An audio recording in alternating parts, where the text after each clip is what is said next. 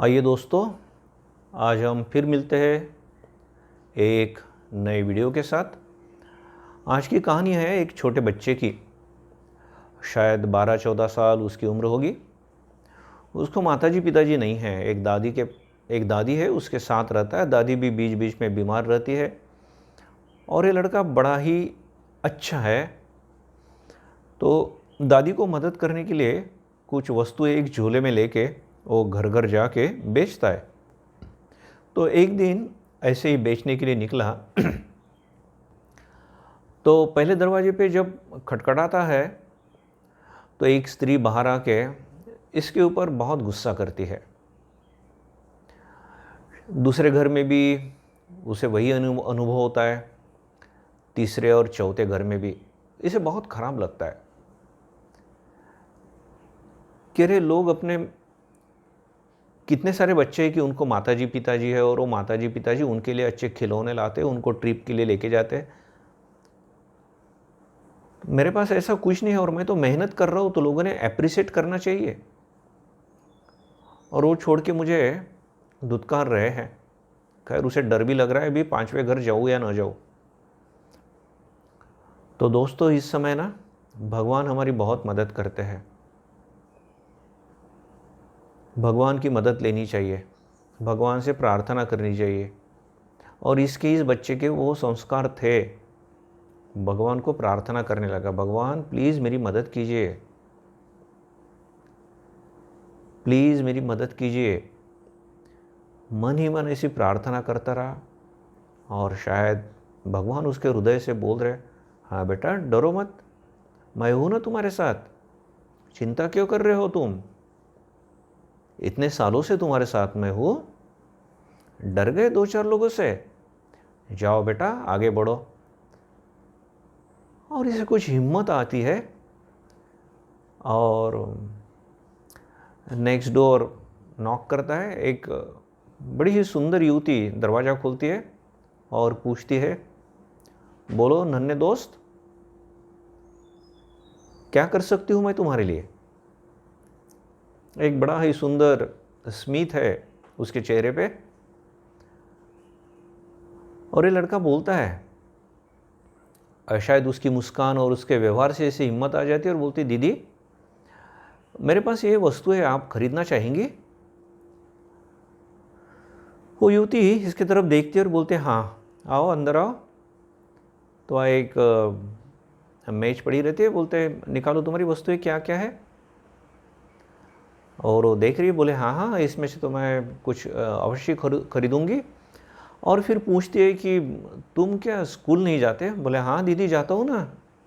अच्छा कौन से स्कूल में हो तुम, कौन सी कक्षा में पढ़ते हो और कितने मार्क है, वो सब बताता है। उसे बहुत अच्छे मार्क्स है। तो बोले क्यों बेचते हो तुम ये सामान, तुम्हारे पिताजी क्या करते हैं। बोले दीदी मुझे पिताजी तो नहीं है। ओह सॉरी सॉरी बेटा। और तुम्हारी माताजी क्या करती है। बोले दीदी मुझे माँ भी नहीं है। तो दीदी को भी बहुत ख़राब लगता है। बोले बेटा सॉरी, मैंने तुमको अनजाने में हर्ट किया। बोले नहीं नहीं दीदी, इसमें आपकी तो कोई गलती नहीं है। और बोले और कौन है फिर घर में, अकेले हो। नहीं दादी है, वो भी थोड़ी बीमार रहती है, इसलिए मुझे थोड़ी मेहनत करनी पड़ती है, लेकिन मेरी दादी बहुत अच्छी है और भगवान की कृपा से हमारा हो जाता है। देखिए दोस्तों, किसी को भी वो दोष नहीं दे रहा, ना भगवान को ना नसीब को। और अभी ना ये दीदी इतनी अच्छी तरह से उसके साथ बात कर रही है ना, तो उसे हिम्मत आती है और बोलता है, दीदी एक रिक्वेस्ट करूँ मैं। बोले हाँ दीदी, मुझे एक गिलास पानी देंगी आप। देखिए इसकी कितनी अच्छी भाषा है, मैं एक रिक्वेस्ट करूँ। फिर हाँ बोलने के बाद पूछता है, दीदी एक गिलास पानी मिलेगा मुझे। वो दीदी उसके तरफ देखती है एक क्षण, बोलते हैं हाँ क्यों नहीं। अंदर जाती है। अंदर उसे थोड़ा समय लग रहा है, तो लड़का भी सोचता है, अरे एक गिलास पानी लाने के लिए इतना समय लगता है भला। खैर दीदी आती है, एक बड़ा सा स्टील का ग्लास रहता है, इसके पास देती है, इसको ना बहुत ज़ोर से प्यास लगी रहती है, फटफट पीता है। तब 2-3 घूंट पीने के बाद उसका मन थोड़ा शांत होता है और वो दीदी की तरफ देख के बोलता है, दीदी मैंने तो आपको पानी मांगा था। बोले हाँ, तो लेकिन आपने तो फ्रूट जूस दिया है। तो दीदी पूछती है, बोले सच बताओ, तुम्हें सिर्फ प्यास लगी थी या भूख भी लगी थी? बोले हाँ दीदी, भूख भी बहुत लगी थी, आज नाश्ता वगैरह घर में कुछ भी नहीं था, रात का भी कुछ बचा नहीं था। मैं सोच रहा था कि कुछ वस्तुएं बेचूंगा तो बीच में कुछ खा लूँगा, लेकिन बड़ा ख़राब अनुभव आज हो रहा था। तो बोले चलो अभी वो ग्लास ख़त्म करो। वो ग्लास ख़त्म कर लेता है वो। और उस दीदी को ज़रूरत नहीं है उन सामान की, लेकिन उसे मालूम है एक गरीब लड़का है और उसकी दादी के दवाई के लिए भी पैसे चाहिए, तो लगभग सभी वस्तुएं उसकी ले लेती है और उसे पैसे देती है। ये लड़का पैसा लेता है, बड़ा खुश हो जाता है कि अरे इतना सामान मेरा एक साथ चला गया आज। और उसमें से एक नोट निकाल कर वो दीदी को दे रहा है। तो दीदी बोलते अरे ये क्या, किसके लिए? बोले दीदी आपने फ्रूट जूस दिया है मुझे, मैंने उसके पैसे देने चाहिए ना आपको। देखिए दोस्तों, इसकी डिग्निटी भी देखिए, जो मिला है वो फ्री का ले लो सब, ऐसा उसका नेचर नहीं है।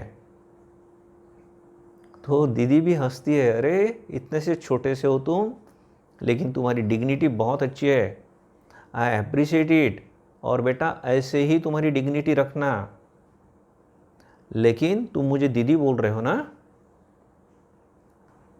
तो उसके पैसे दीदी तुम्हारे पास से कैसे लेंगी? और न जाने क्यों मुझे ऐसा लग रहा है तुम भविष्य में बहुत बड़े महान बनोगे।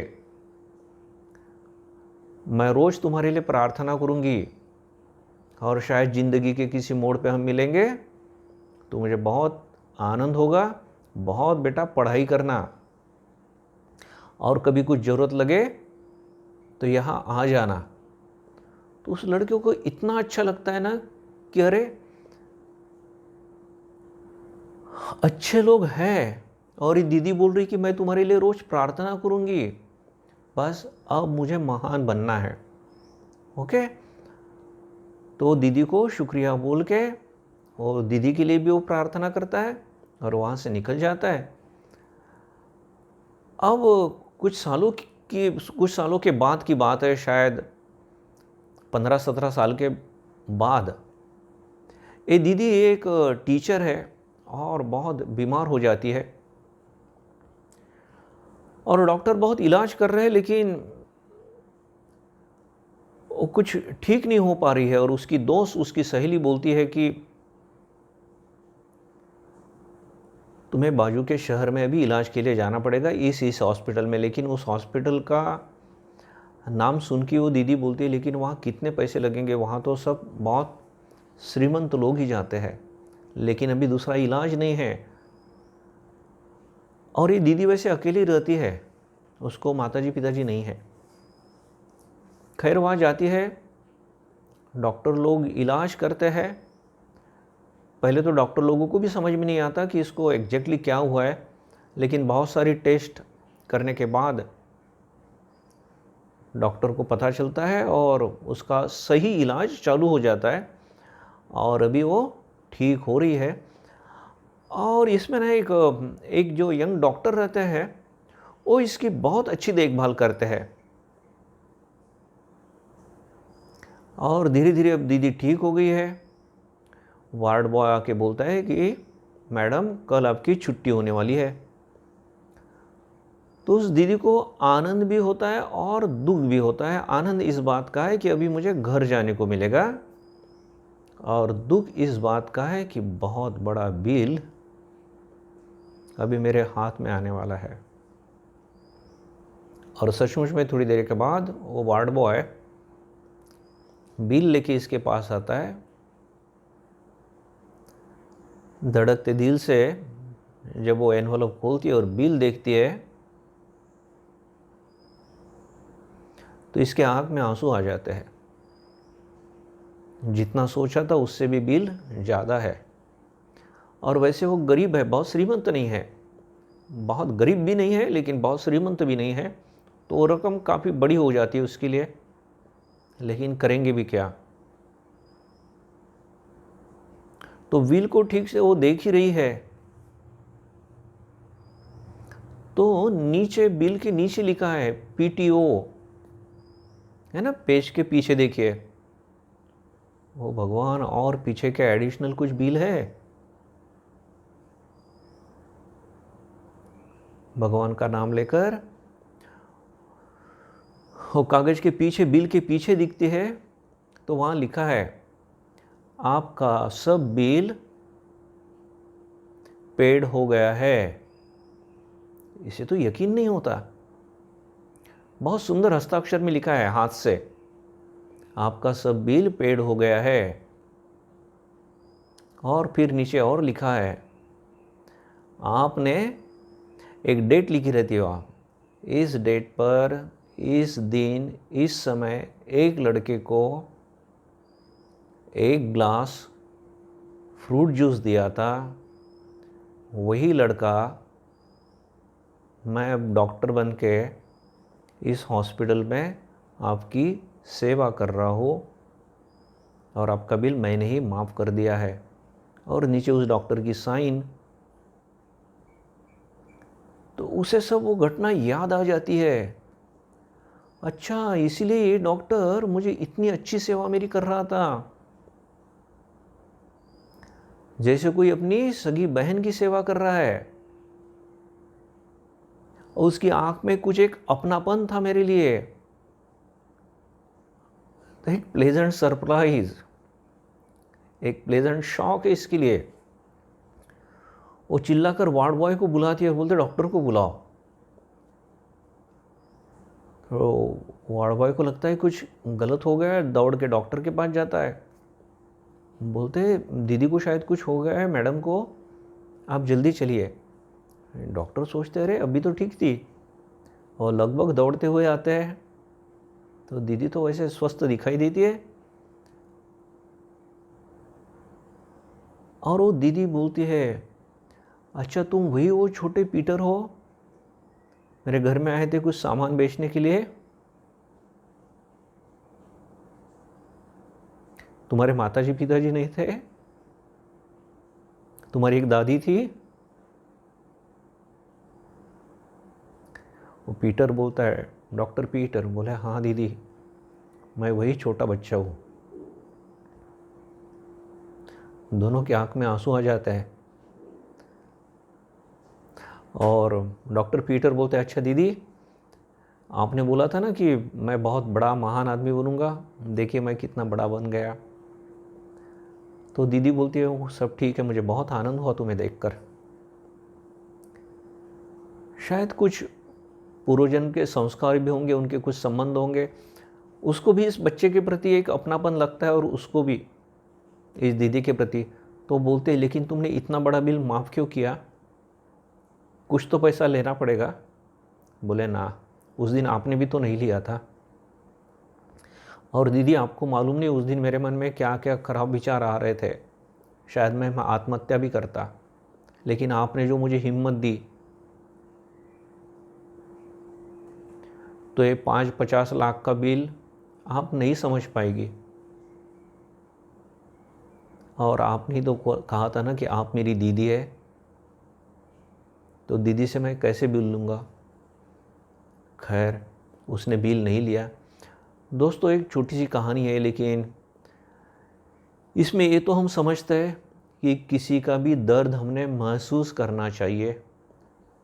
ये जो दीदी है उस छोटे से बच्चे का दर्द महसूस कर सकती थी, उसके साथ बहुत अच्छे से प्यार से व्यवहार किया। और दोस्तों, ये ना एक प्रकार से इन्वेस्टमेंट है, और इसका फल आपको कभी न कभी मिलेगा। वो दीदी ने ये नहीं सोचा था कि इसका फल मुझे क्या मिलेगा, कितने पैसे मिलेंगे, और हमने वैसा सोचना भी नहीं।